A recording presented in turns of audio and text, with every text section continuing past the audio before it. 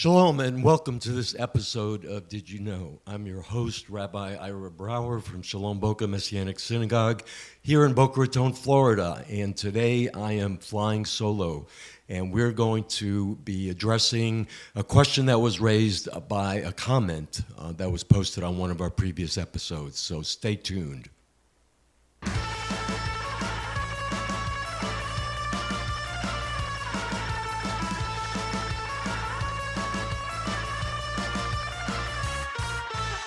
So we had a comment from an episode a few weeks ago that raised the question about the idea that the word Jew in Hebrew, Yehudi, literally means Judah, and that there's some kind of distinction that should be made between those who are truly descendants of the tribe of Judah and the rest of Israel.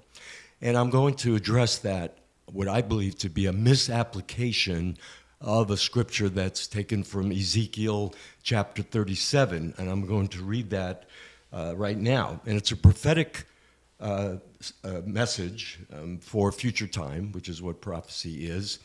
And so it goes like this. The word of Adonai came to me saying, "You, son of man, take one stick and write on it for Judah. For Bnei Israel, for the children of Israel, join with him. Then take another stick and write on it for Joseph, the stick of Ephraim, and all the house of Israel joined with him. Join them one to another for yourself as one stick, so they may become one in your hand." So now this is a prophetic pronouncement of a future time when the kingdom of Israel would be rejoined, or the two kingdoms. So the historical context here, just like everything in Scripture, is really important. The historical context here, at the time that this was written, during the time of the prophets, was that the kingdom of Israel, which was under Saul and then David and then Solomon, Solomon's son caused a split in the kingdom, where the 10 northern tribes was referred to later as Israel, and the southern kingdom was called Judah, which really consisted of Judah and Benjamin.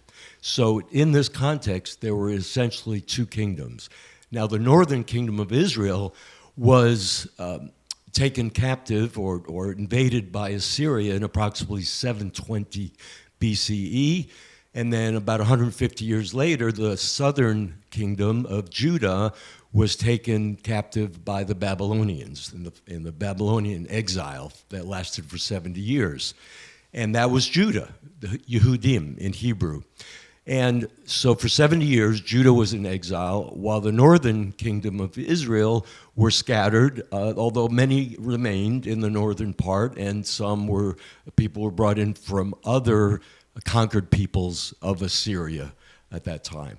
And when the decree of Cyrus took place 7 years later, the Persian conqueror who conquered the Babylonians, and he decreed that the Jews were allowed to go back to Israel, to Jerusalem, and rebuild the temple.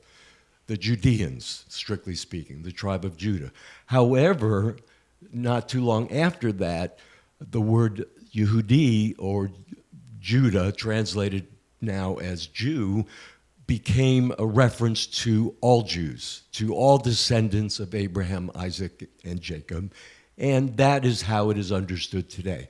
Because even in the first century, while there was the Judeans that were referred to as the elites around Jerusalem and so on, and the northern or the rest of them were called Galileans, or the northern kingdom, which is where most of the disciples came from. However, they were all considered Jews. And even in the Apostle Paul's writings, in Romans, for instance, it says, "What then is the advantage of being a Jew, of being Jewish? Or what is the benefit of circumcision? Much in every way. First of all, they were entrusted with the sayings of God." So in the context here of Paul, he's talking about Jews, all of the descendants of Abraham, Isaac, and Jacob. And then later in chapter 11, he refers to Israel when he's prophetically saying, in that time, all of Israel will be saved. And so from, I would say, even before the first century up until today, it's generally understood that a Jewish person, even though the word Yehudi means Judah, the way it's used since really the first century or before refers to a descendant of Abraham, Isaac, and Jacob. And that would be all Jews. And now we don't know what tribe we came from except for the Levites. And the Cohens, the priestly class, come from the tribe of Levi, and that would refer to anyone whose last name is Cohen or Levi or Levine. And I'm sure those of you out there, you probably have Jewish friends that have those last names. They come from the tribe of Levi because those records have been preserved basically by the last name. But for the rest of us, we don't know what tribe we're from.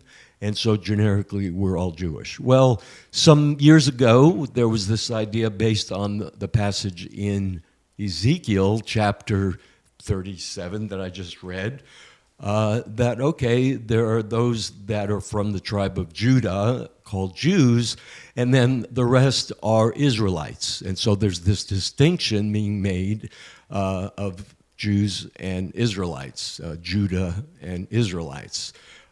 I believe it's a wrong application of this passage, and it gives way for a lot of misunderstanding that there's some that say, well, I'm not a Jew, but I'm an Israelite. What does that mean? Somehow I'm a descendant of the 10 tribes. I don't believe that that is an accurate application of this passage. So anyway, I just wanted to clarify that. Welcome your comments to what I've just shared with in this episode. Thank you for watching, and please like, comment, subscribe, and share to our Shalom Boca YouTube channel, and we'll see you next week.